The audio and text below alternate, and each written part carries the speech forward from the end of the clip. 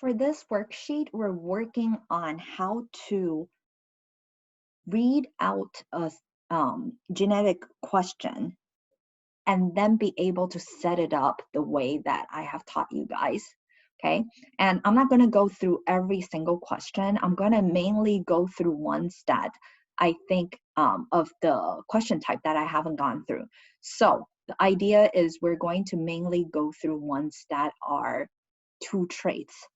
Okay, so think back regarding what we've learned so far. We've talked about monohybrid, which is one trait. Okay, one trait. Oops. And then we will have heterozygous genotype. We talked about dihybrid, which is two traits, and they're both heterozygous, right?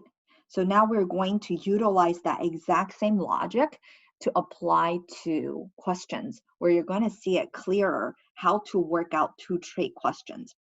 So the idea is you are going to work through all the questions on this sheet as a practice, because this is the best practice for what's coming up on the exam.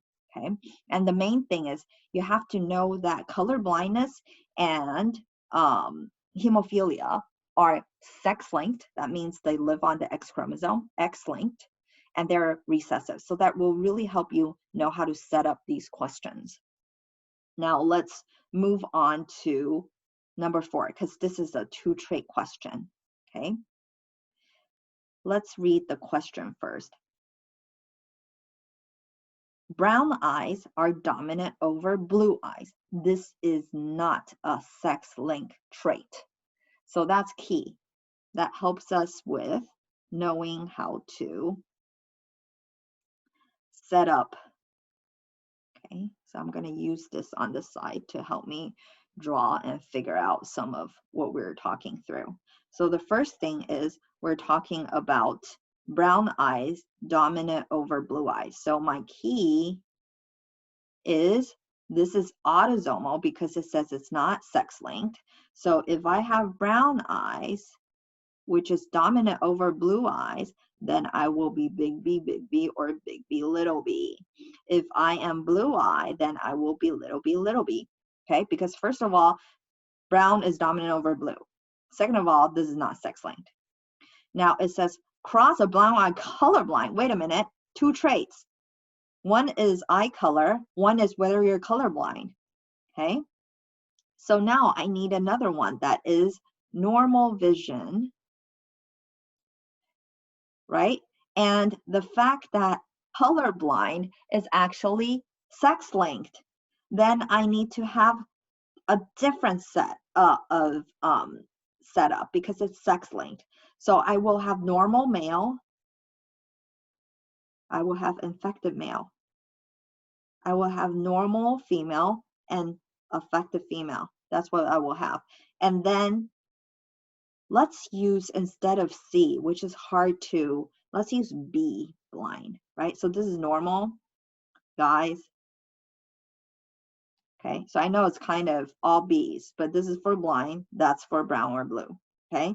And girls, non-affected will be big B, or big B, little b. And the affected female will be little b. So this is half of the battle. If you got this far, congrats. You can list out the main keys, okay? The next thing is, how do I do two traits, right? I only know how to do one, so let's look at this. Cross a brown-eyed colorblind male, okay? So what does that mean? Brown-eyed colorblind. Okay, brown eye. I got two options. I don't know which one. It says, whose mother has blue eyes? So can I be this? If mom is blue eye, then mommy can only give me little b. So I have to be heterozygous. Great. So this individual who is brown eye colorblind male, he has to be big B, little b, because he's brown eye, that means big B. His mother is blue eye, so his mother can only give him little b. He's a male, so X, Y. And what it is said, colorblind male, little b. There you go. This is the main deal. You got to build the key. Building the key, you got to ask, is it dominant or recessive, right? And then you list out, is it autosomal or sex-linked? Now you've set up your key, then you follow the exact same formula. What is the genotype? You read the question and you set up the genotype. What about the female? It's a normal blue eye female, blue eye, little b, female, XX, normal. That means, does she have color blindness? No. So she needs to be big B, and then what's the other one? Is it big B, little b? Well, let's read on. Father has colorblind. If father has colorblind, let's look. Father was colorblind, then father can only give her X with a little b, so she has to be heterozygous. Done. This, if you can get to this step, pat yourself on the back. This is very important. And then we're going to move on to how to build the actual Punnett square, okay? So let's move on. Once we have the genotype, what's next? You said, what is the gametes, right? And this is the hard part because a lot of you tend to put the allele from same gene together. Don't do that. Allele from same gene separates. Remember the law, first law?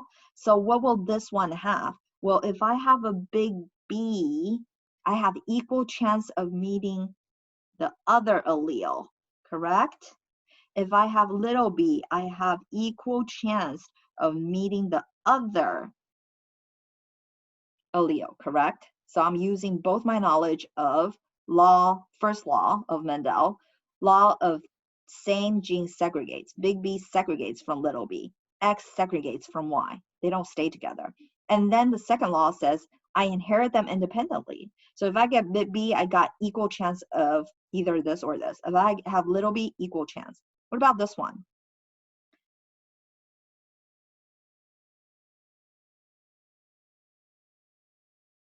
Little b, little b. Oh, I only have one option, little b. But I got two options for the next one. Okay, now that you've done this, you can do your cross. Okay, what is your cross? You put all the same gene together. Big B, little b. Big X, B, X, little b. Okay, you always want to list them out in order so it's easy for you to read. Now do your cross before you are able to read out your results. But once you got to here, then the only thing you need to watch out for is be very careful in doing your cross so you don't accidentally introduce mistakes. Great. Now that I have written all my genotype, the last thing, remember, is to interpret. What do I have here? So this is brown eye, female, right? And normal. Does that make sense?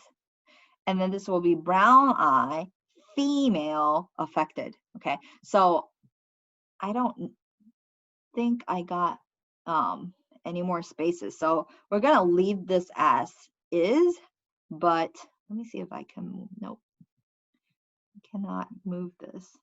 Oh, I can have a bit more space. Okay, that helps a little bit. Okay, so I could kind of lay this out and talk about how I got brown, female, normal, correct? So that's one. I got one of those. And then you got brown, female, affected. I got one of that. Brown, male, normal. I got one of that, right? Brown, male, normal. And then what is, oh, I should go this way. This is brown, male, affected. Brown, male, affected. One of those right here.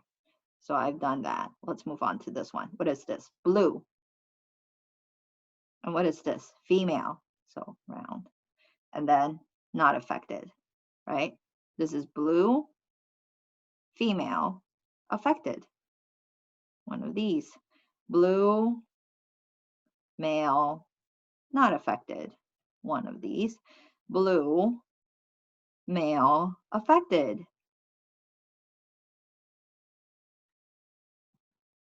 Okay, so I actually got one of these. So these individuals together can create any type with equal opportunity. So what is the opportunity? Let's look. What is the genotype of the male? The male's genotype will be big B, little b, X, little b, Y. What is the genotype of the female? Little b, X, big B, X, little b. What is the probability of getting offspring that are blue eye carrier females? Carrier females, blue eye female that are carriers, right? This is the carrier. So that will be 1 out of 8. What's the probability? That will be 12.5%. Okay, so that will be your answer. Let me move it over and then maybe we can write out our answer.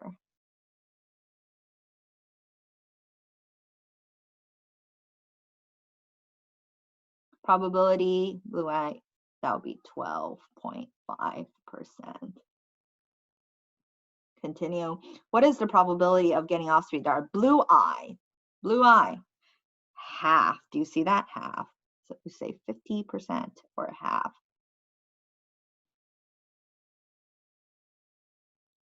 What is the probability of getting offspring that are blue eye colorblind male? Blue eye colorblind male, right here. That's 1/8 again, so 12.5%. What is the probability of getting offspring that are brown-eyed carrier female? Brown eye carrier female. Wait, no, this is affected. Brown eye carrier. Do you see that? That's a carrier. And then it's a female. So again, 12.5. Okay. What is the probability of getting offspring that are blue-eyed normal male? Blue eye normal male right here. I only have one. So again, 12.5. Last question. Probability of getting offspring that are colorblind. Let's look. 1, 2, 3, 4 out of 8. So anybody that's shaded is colorblind. So 50%. Okay. So hopefully this kind of encourages you that none of this is hard. It's all just logic and you just follow the formula. You read, you figure out, is it autosomal, is it sex-linked? You build your key. Then you read the question and then you build the genotype. The main thing is to know how to build 2 traits genotype and go from the genotype to the gametes. And we've already done this in dihybrid, so it shouldn't be hard. Then make sure that you do your cross nicely before you translate into the result. Okay, so let me see. Let's try another question. Let's see what else is here.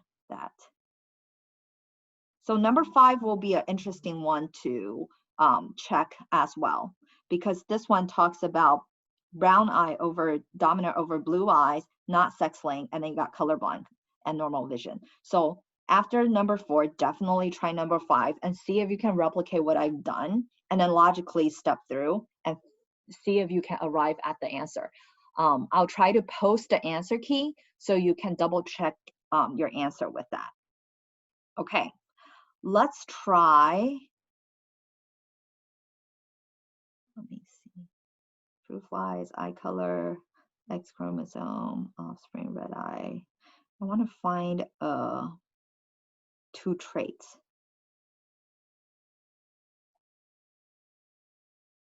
Oh, okay. This last one is a 2 trait. So let's try this. Number 16. In fruit fly, normal wings are dominant over vestigial wings. You'll be like, You never taught us fruit flies. How do I do this? This is what you're going to encounter a lot is you're not going to see all the questions before, but they're of the same concept. So you know this, you got this. Normal over uh, normal wings, vestigial wings, not sex length. I thought we just did this with the brown and blue. So you got this. All you need to change is big N, small n, right? And so you said normal is dominant over vestigial. So if you're normal, most likely you're a big N, little n. And if you're vestigial, then you are little n, little n. So that's your key for your wings. This is not sex length. What offspring will be expected if a white eye male versus red eye? You're like, okay, so what about eyes? I have no ideas about eye. Well, that was actually talked about previously. And this is a whole question set. So we kind of have to look up for the eye color of flies and how that works. Obviously, if on the exam I ask you this type of question, I will give you more detail in the same question. But in fruit flies, eye color is X chromosome, so it's X-linked. That red eye is dominant over white eyes. So let's build our key. We need to have red eye male. Okay, so let's say red eye is the one that we shade. Male means XY. And that means it probably has the big R. That's why it's red eye. If it's white eye, then it has the little r. Okay, so these are red. This is white because red is dominant over white. What about female? Oh, wait, I got this wrong. Let me erase. Erase. Let me try this again. Red is actually going to be this because white are the affected fruit fly that looks weird with white eye, and that's recessive. So this might be easier to understand because usually flies are red eye. Okay, here we go. XX, right, girls? And then you're either this or this. And then for girls that are white eye, it's odd, but that's recessive, okay? So now that we figured it out, this key came from this part. Normal wing, vestigial wing, not sex-linked. We build this key. Red eye, white eye is said that it's carried on the X chromosome, and red is dominant over white, okay? So once you have this, you can solve all these different questions. So highly recommend you, once you build this key, go back and try other questions. Now let's see. What offspring will be expected if a heterozygous normal wing, heterozygous, that's this, okay. So let's write that. Heterozygous normal wing, two traits, right? Heterozygous normal wing, white eye male. And what did we say white eye was? Oh, it was an affected individual, right? White eye male. Mate with a female who has vestigial wings, little n, right? And heterozygous red eye. This is red eye. Okay, I didn't list it, but this is red eye. Heterozygous. Okay, if you have problem trying to figure out the gametes, stop here and see if you can figure it out on your own first before you come back and check. Okay, see if you can get it right. Now let me build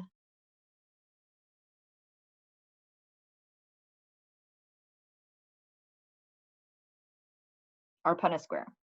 What type of gametes can this individual get? If you think about this as our dihybrid, right? These two are different, these two are different. You can do that.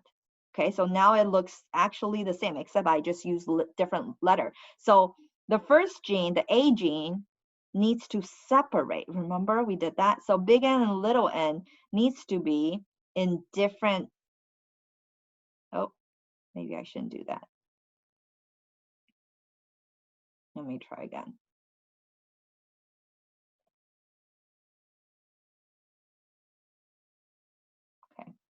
Big N, little n. Allele from same gene separates. We already did that in our dihybrid, so that should sound familiar.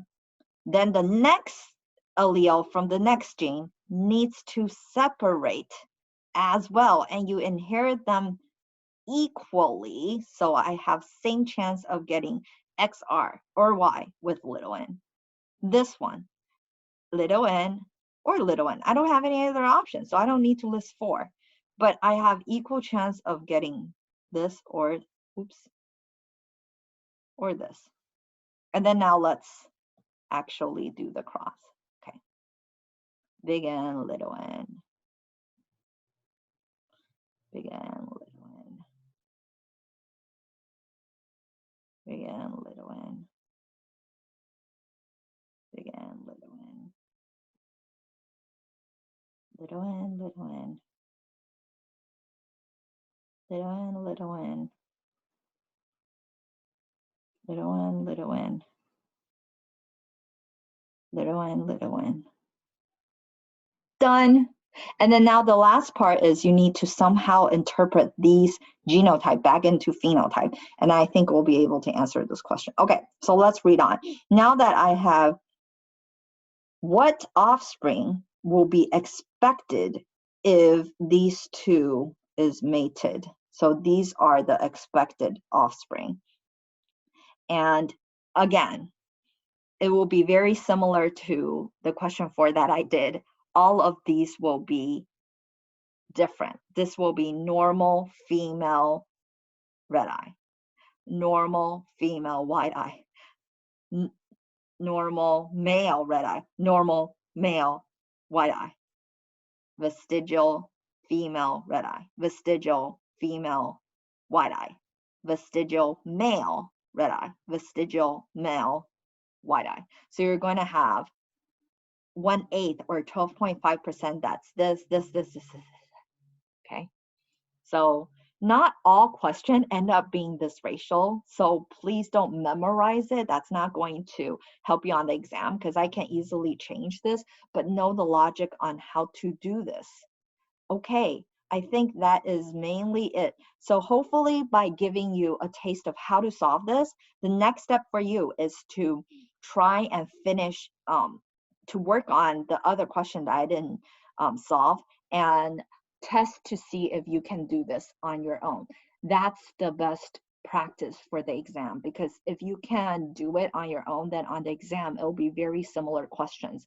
The goal is I will give you a question written in English, and you're going to follow the formula. Ask yourself, how many traits?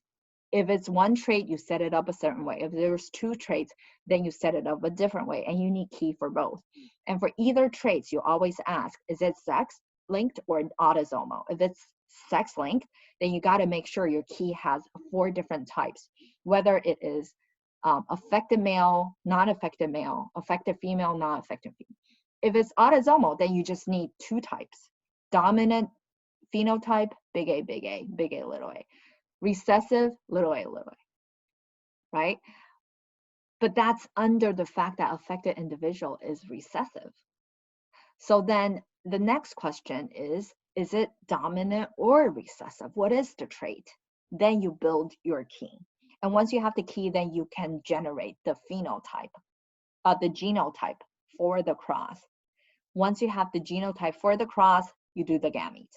Once you have the gametes, you do the Punnett square. Once you finish the Punnett square, you can now answer all the questions. Okay, good luck, and check for the answer key and see if you can do it right.